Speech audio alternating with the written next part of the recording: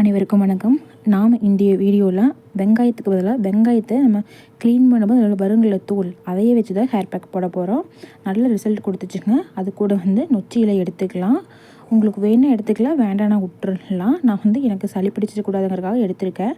நொச்சி இலை, மிளகு, பூண்டு, கற்பூரவள்ளி, துளசி, வெற்றிலை இது எல்லாமே நான் எடுத்திருக்கேன். ஏன்னா எனக்கு சளி பிடிக்கக்கூடிய தன்மைகள் அதிகமாக இருக்குது.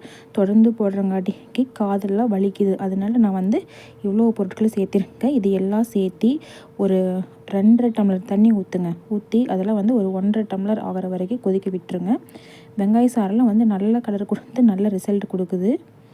உங்களுக்கு இதில் எதுவுமே வேண்டாம், எனக்கு வெங்காய தோல் மட்டும் ஓகே அப்படின்னா நீங்கள் அதை மட்டும் சேர்த்திக்கலாம்.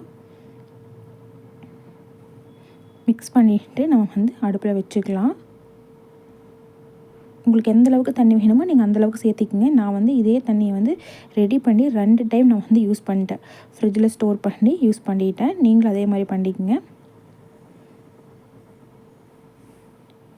இது நல்லா உள்ளுக்கிற எசன்ஸ் எல்லாம் இறங்கினதுக்கப்புறம் லேசான சூடு இருக்கும்போது கையில் நல்லா மசிச்சு அதில் இருக்கிற சாறு எடுத்து நம்ம ஸ்ப்ரே பாட்டில் போட்டு அப்ளை பண்ணிக்கலாம். பண்ணிக்கிட்டு எப்பவும் போல் 15லேருந்து 20 நிமிஷம் வச்சுருந்து நம்ம குளிச்சுக்கலாம்.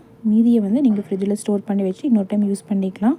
ஆனால் முடி நல்லா சைனிங்காக இருந்துச்சுங்க. நான் சும்மா தான் சரி வெங்காய தூள் ட்ரை பண்ணலாம் அப்படின்ட்டு பண்ணேன். நல்ல ரிசல்ட் கொடுத்துச்சு. நீங்களும் ட்ரை பண்ணி பாருங்கள். உங்களுக்கு நம்ம சேனல் பிடிச்சிருந்தா மறக்காமல் சப்ஸ்கிரைப் பண்ணுங்கள், லைக் பண்ணுங்கள், ஷேர் பண்ணுங்கள், கமெண்ட் பண்ணுங்கள்.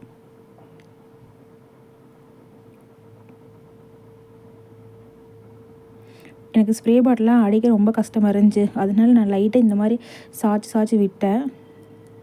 அதுவும் அவ்வளோக்கா செட் ஆகலைங்க. உங்களுக்கு எதாவது ஐடியா இருந்தால் கமெண்ட் பண்ணுங்கள். முடி இந்தளவுக்கு சைனிங்காக இருக்குது.